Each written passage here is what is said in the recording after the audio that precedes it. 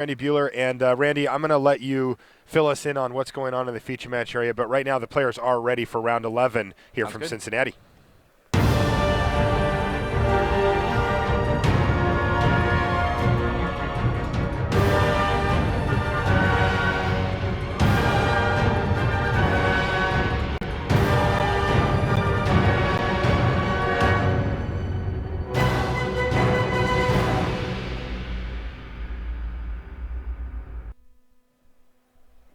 Hello and welcome to coverage of Grand Prix Cincinnati. Marshall Sutcliffe in the booth with Randy Buehler, and we're in round 11 here.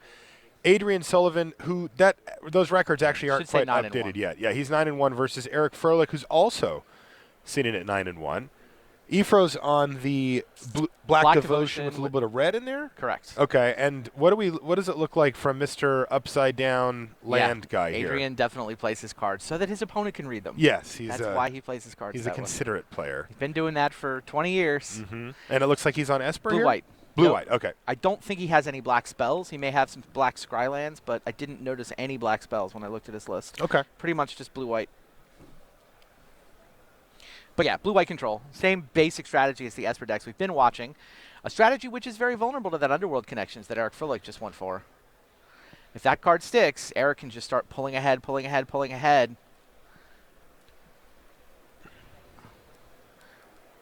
I mean, surprisingly similar strategies for these two decks, given how the overlap in spells consists of like just Thoughtseize. Nothing, yeah. Thoughtseize. Oh, well, you're right. Adrian's deck doesn't even have Yeah. Thoughtseize, so I believe these two decks do not overlap at all.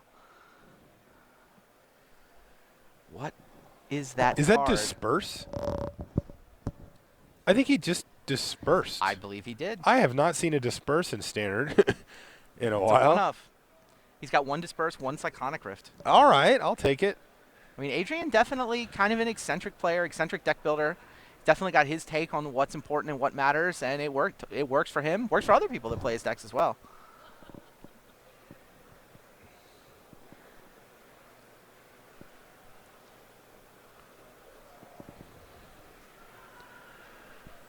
It's funny. I used to feel like deck lists weren't done until they were all four ofs. You know, You were working towards that goal. Right. Your goal was to figure out what your best cards were, and then once you knew what your best cards were, you wanted to play as many copies of them as possible. But we live in a different world now, don't we, Randy? I think so. I mean, I think that people know the deck list so often that just like having the variety, making it hard for your opponent to anticipate what you're doing by having, the collection of one-ofs. Right. When there's cards that are pretty close in power level, I think that just having a diversity of things so that your opponent can't anticipate what you're up to is actually pretty good.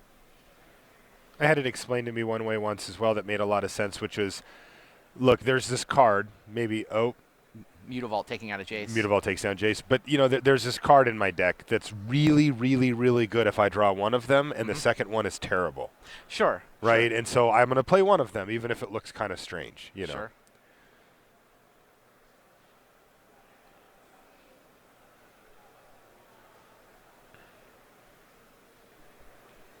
All right, so Adrian Sullivan's going to keep those land drops flowing here. This one's a Temple of Deceit.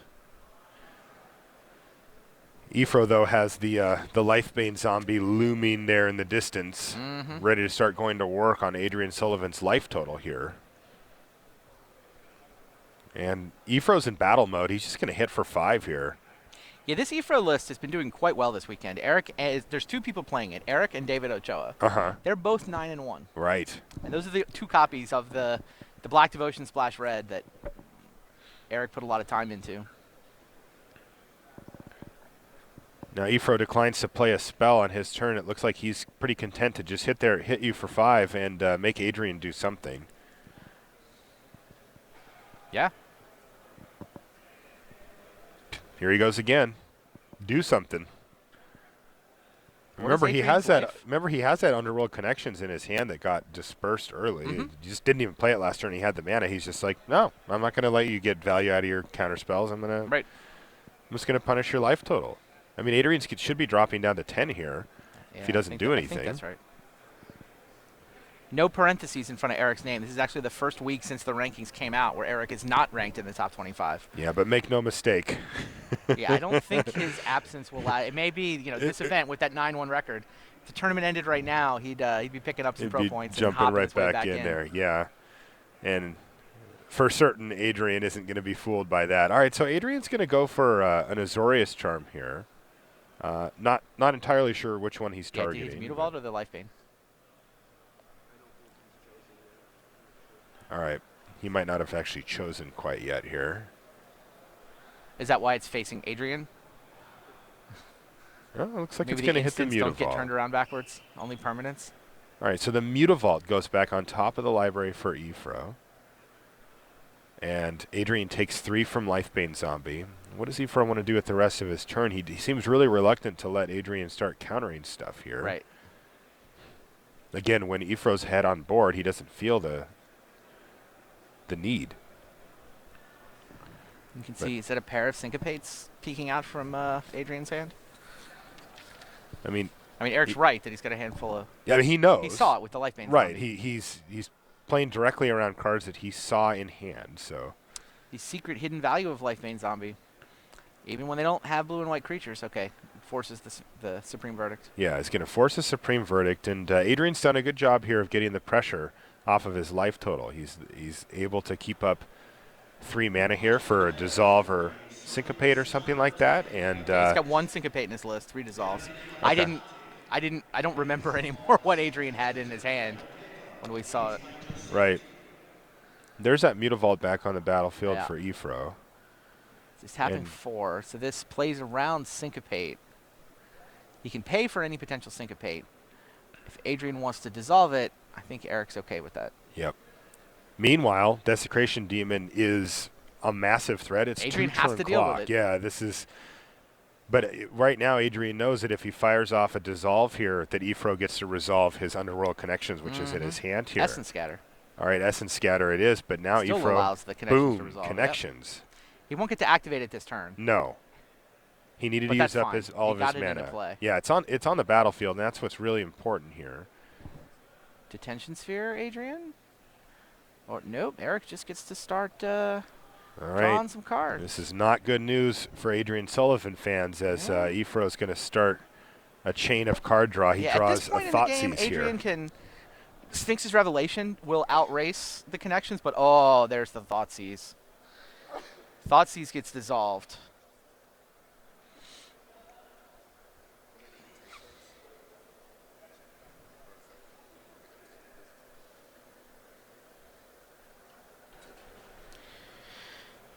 So Eric's got his Underworld connections going.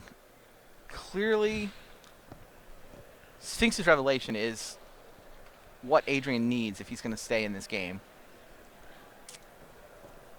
Lifebane Zombie runs into a Syncopate, which means Eric's not going to get any extra information about what that last card is.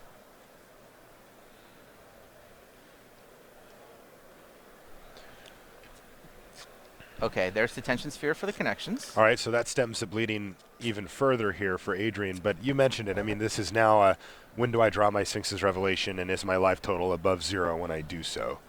Pretty much. All right, well, The we're going to get Lifebane a... Zombies just keep coming. Yep, and... Seas of Plains. Okay, Adrian is out of gas. Playing off the top of his deck, and he's got 2 turns? Yep. Might as well play the Plains. Oh. 1, 2, 3, 4, Is that 5, 6 mana? 6. All right. Aetherling. Aetherling. Not too bad here. Yeah, no, that blocks very effectively. Interestingly, blocks better than Elspeth would have blocked here. Funny, because, yeah. Yeah. Because it's blue. But Ifro is going to start He's just going to blink it to getting clear out of the path way, so that he yeah. can attack with both Mutavault and Lifebane Zombie. Right, and this is going to put Adrian into Gray Merchant range as well for Ifro. Yeah, or just one more removal spell. Right. Well, I mean, Aetherling still can't block Lifebane Zombie, so... It Lifebane can't? Zombie's lethal. Doesn't it have Intimidate? Yes. You're totally right. But... Yeah, Adrian top decked an answer. Now, what Aetherling does block is Mutavault. That's right. Aetherling's also a 3-turn clock if Adrian's willing to spend all his mana on it. So he's going to attack, do some pumps, and then he's going to blink Yeah. Aetherling and give it that Made it pseudo-vigilance 5 effect. power, 6 power. Don't you go to 7-8? He's got no cards in hand. He should go to 8-1. Oh, I guess he can't It's 3 turns anyway, and you only need 6. 6, 6, 6 would do 18. Yeah, so he deals 6, and then blinks it out, comes back in at the beginning of the end step, comes in upside down because it's Adrian Sullivan. And Aetherling trying to hold off Mutavault, trying to defend those last 3 points of life. Wow. No black pips, so Grey Merchant not actually lethal here. No. Whip. Whip for it. a demon? He's Oh, actually for just Lifebane get Zombie, Lifebane right. Zombie, which is With lethal. Intimidate. Here. That should do it. There you go. All right, so Efro. All right, Eric Froelich. Seemed like a pretty well-played game. It was. This matchup is cool. Yeah. I mean, Eric's taking full advantage of Lifebane Zombie's hidden peak ability. Right. All right, so our backup match is Brad Nelson, who did win last round to get to 9-1. Okay. He's playing against Kazoo Negri, also Okay. 9-1. All right. It looks like Kazoo's on mono black here. Yes, mono black devotion, no splashes whatsoever. Just the he does have Lifebane Zombie in the main instead of the Night Veil Specters, which is the move most of these decks have made.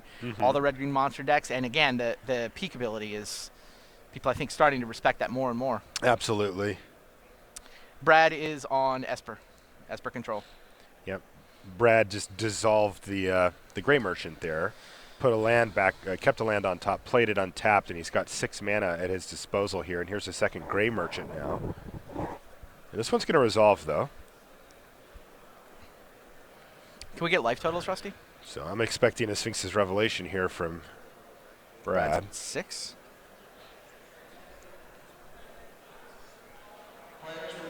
And there's the rev for 3. There you go. Not the most difficult read you've made in your life. No, it wasn't. Is this game 1 or game 2? Brad's safely at 15 and resolving Elspeth, so looking pretty good for Brad Nelson. 2. And it's game 2. Who won the first? Wow, no land drop there for Brad, so that means his hand is all spells now. That can't be good news for his opponent. Hero's Downfall takes out Elspeth. Okay. Grey Merchant fights.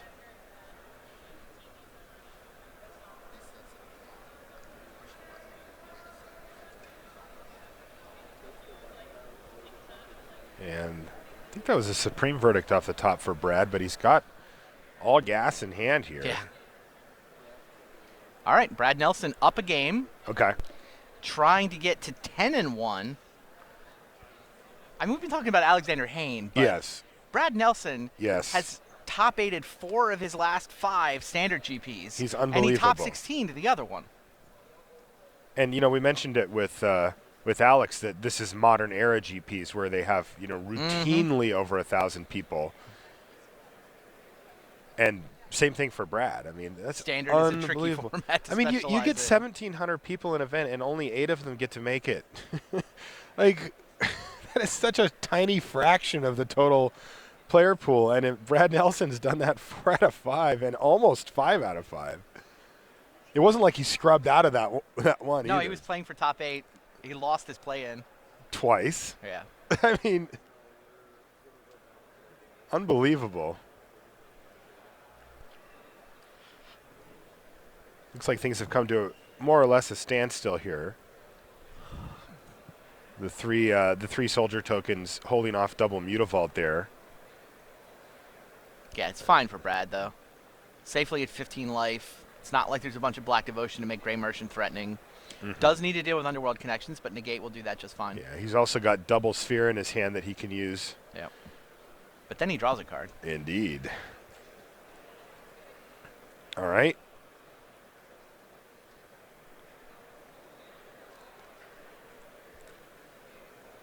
And here's a pack rat now. That's interesting.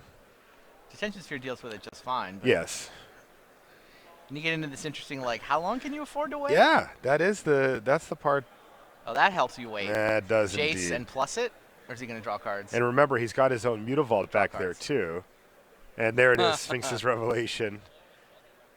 Yeah, this is interesting because his opponent, you know, could think, well, if my plan is pack rat, I don't want him to have a Supreme don't want Verdict. to have a supreme Well, if verdict. his opponent goes, yeah, you're right.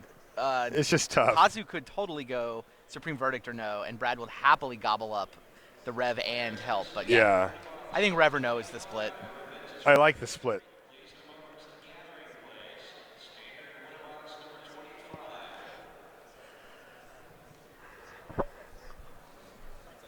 And immediately, a rat token is made. So Brad's pretty happy to see this. Yep. Yeah. His hand is I don't think completely Kazoo has stacked. a choice here. No. He's playing against Esper. His Esper opponent has 9 lands in play. He's up to 15 life. He's got 3 tokens. Oh, he made 2 rat tokens. Yeah. All right. I think he's just moving all in on Pack Rat. He is. I mean, it's not going to work, but that doesn't make it the wrong play. Right. Given what he knows and, how's he going to win this game? He's going to win this game with an unanswered Pack Rat. That's right. He's also got double Mutavault hiding there, too. Exactly. Yeah, those are 5/5 Pack Rats. Yeah, these Pack Rats are massive. I mean, he's got enough mana to activate the Mutavaults, attack with them, make a rat. Right. But as it Pat's stands, jump. yeah, it looks like the soldiers are going to do their duty here. Erebos. Oh, interesting. That's why he didn't want to make a token, though. I think we're just going to see a couple of detention spheres from Brad Nelson here and kind of shore this thing up right quick. And then it's all about Mutavaults. All right, no detention sphere since he found a Supreme Verdict instead, which does the trick. Revoke and there's existence. Revoke. Man, he's just got answers upon answers here. Kazoo's going to respond by paying 4 life to draw 2 cards. Right. And Brad's going to plus his chase. Yuck. Brad Nelson firmly in the driver's seat here. Yeah, I mean, there's sort of a window where maybe Erebos delivered up gas. Mm-hmm. I mean, Kazoo's got 3 more cards since last turn. So, I mean, I feel like the door isn't completely shut. Agree with you. I mean, Brad had all the answers. And still has more in his hand, plus the Sphinx's Revelation hide in there, too. So, yeah, if he's got a Rev, this is... Erebos can't have delivered up that much. Oh, Thoughtseize would be good here. Erebos needed to deliver up a Thoughtseize and a threat. Thoughtseize and 2 threats.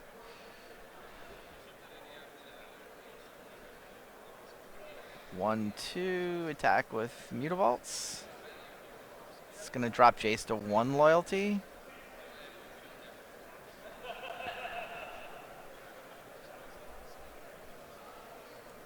Yeah, okay. Mutavault eats Mutavault. right, because it's a 1/2. Yeah. Oh, and back up Erebos. Okay. That's not bad. Yeah, that helps. It's going to get desphered. Right. But Kazoo's fighting the good fight.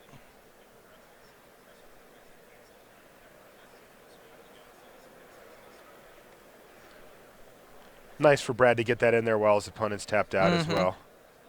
Yeah, those Mutavault attacks are... I don't know if I might rather have drawn 2 cards there. Mm-hmm. So is Brad going to Sphinx's Revelation here, or is he going to wait another turn and wait for all of his mana to be untapped? Would be a Rev for 5. Yeah, not a bad one. It's not bad. See if his opponent gives him something to do with his mana before then, but... Oh, Lifebane Zombie. Lifebane Zombie. Give him the bad news, Brad. Yeah. Oh, Dark Betrayal, Dark too. Betrayal. Dark Betrayal, Detention Sphere, Sphinx's Revelation. That's all I got. Kind of a nightmare there.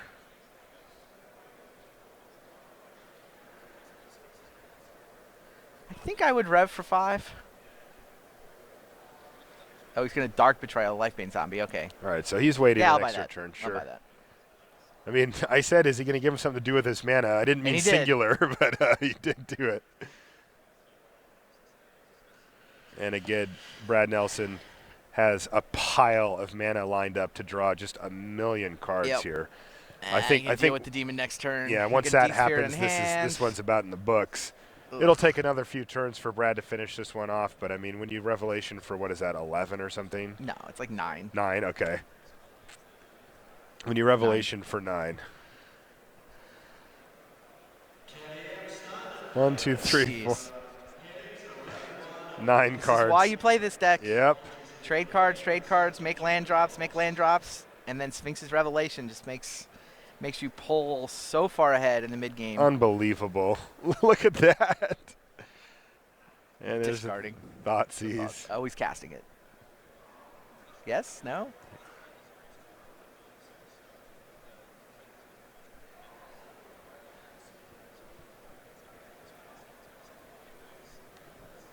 Yeah, it's Oh, just we'll draw some more cards with Jace. embarrassment Yep, of riches here for Brad Nelson. We should go back to the Are they hero about table. ready Yeah, to they go started. underway over there? They were Rusty? shuffling, but we don't need to see the end of this. Brad Nelson on his way to 10-0. Whoa, all right. 2 turns in. Who mulliganed to 4? Oh, Adrian mulliganed to 4? Yeah, he looks Against like the Thoughtseize deck? he's out of gas here. Yeah, he's out of cards. He's got a keen apparition on the battlefield Jeez. that's entering the red zone here, but looks like he got double Thoughtseize by Eric Froelich, and this could be a quick one here. It could.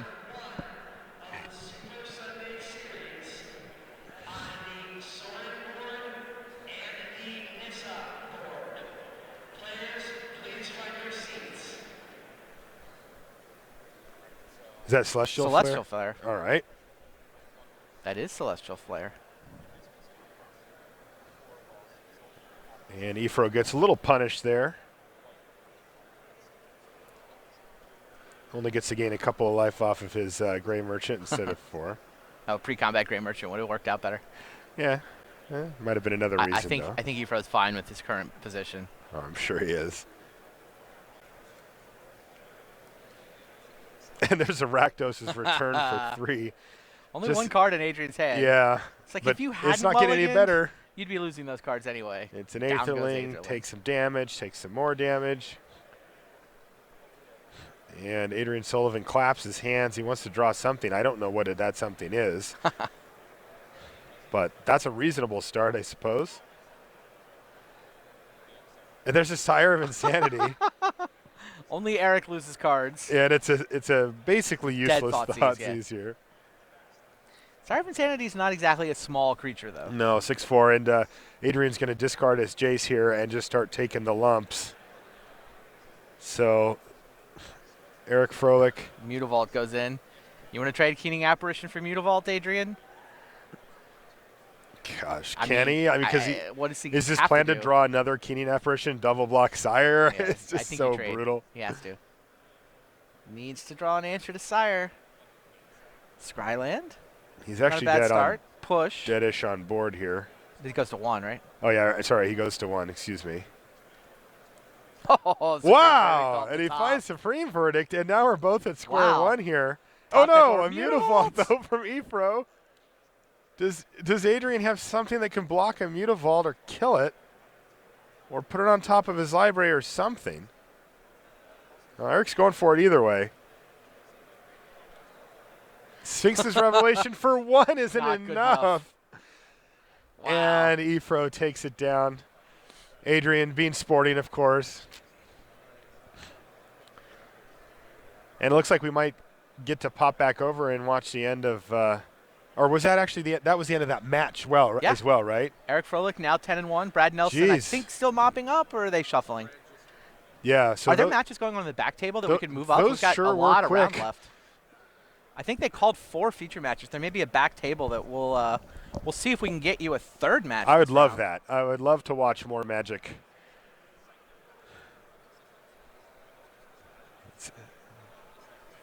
It's good to see the guys having fun down there, by the way. Yeah. You know. Yeah, and Adrian's still in it. Absolutely. He's got, 4? He needs to win the next 4.